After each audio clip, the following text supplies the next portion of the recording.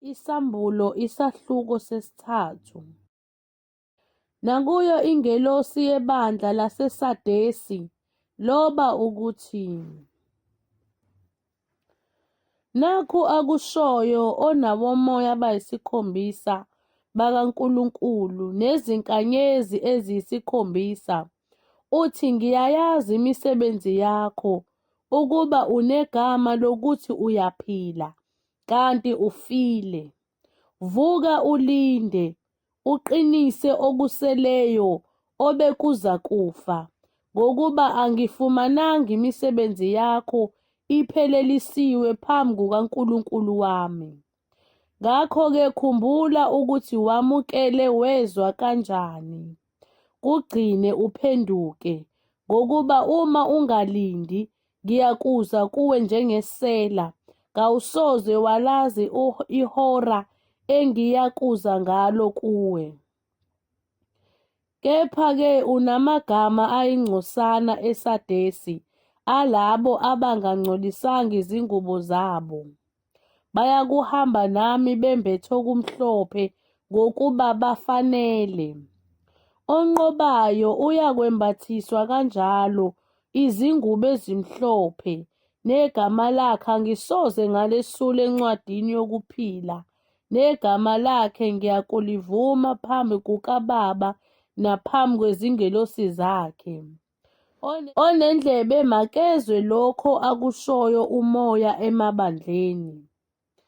Nakuyo ingelosi yebandla laseFiladelfiya loba ukuthi, nakhu akushoyo ongcwele, oqinisileyo, onesihluthulelo sikaDavide, ovula kungavali muntu, novalayo kungavuli muntu, uthi, ngiyayazi imisebenzi yakho, bheka ngimisile phambi kwakho umnyango ovuliweyo, ongenakuvalwa muntu, ngokuba unamandla amancane, kanti waligcina izwi lami, kawuliphikanga igama lami. Bheka ngiyakubakhipha esinagogeni likaSathane abazishaya abaJuda bengesibo, kepha beqamba amanga.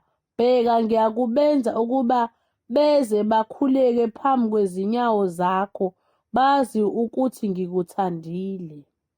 Ngokuba ulilondile izwi lokubekezela kwami, nami-ke ngiyakukulonda ngehora lokulingwa, eliyakufika ezweni lonke lokulinga bonke abakhileyo emhlabeni.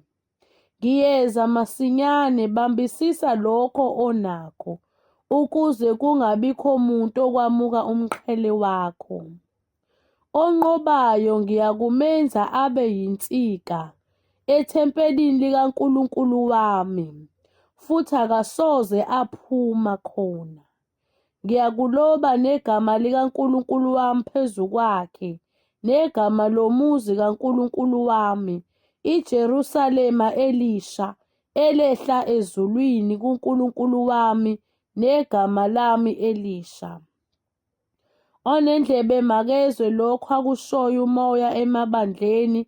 Nakuyo ingelosi yebandla laseLaodikeya loba ukuthi, nakhu akushoyo u-Ameni, ufakazi othembekayo noqinisileyo, ukuqala kokudaliweyo kukaNkulunkulu, uthi, ngiyayazi imisebenzi yakho ukuthi kawubandi, kawushisi, sengathi ngabe uyabanda noma ushise. Ngakho-ke njengalokhu uyisivivi, ungashisi ungabandi, ngiyakukuhlanza uphume emlonyeni wami. Ngokuba uthi ngicebile, kangiswele lutho, kanti kawazi ukuthi ungolusizi, nowokuhawukelwa, nompofu, nophuphuthekayo, nohambaze. Ngiyakululeka ukuba uthenge kimi igolide elihlanzwe ngomlilo ukuze ucebe, nezingubo ezimhlophe ukuze wembathe, kungabonakali ihlazo lobuze bakho, nomuthi wamehlo wokugcoba amehlo akho ukuba ubone. Bonke engibathandayo ngiyabasola, ngibalaye, ngakho-ke shisekela uphenduke. Bheka ngimi ngasemnyango nginqonqotha. Uma umuntu ezwa izwi lami avule umnyango, ngiyakungena kuye ngidle naye, naye adle nami. Onqobayo ngiyakumnika ukuba ahlale nami esihlalweni sami sobukhosi, njengalokho nami nganqoba ngahlala noBaba esihlalweni sakhe sobukhosi. Onendlebe makezwe lokho akushoyo uMoya emabandleni.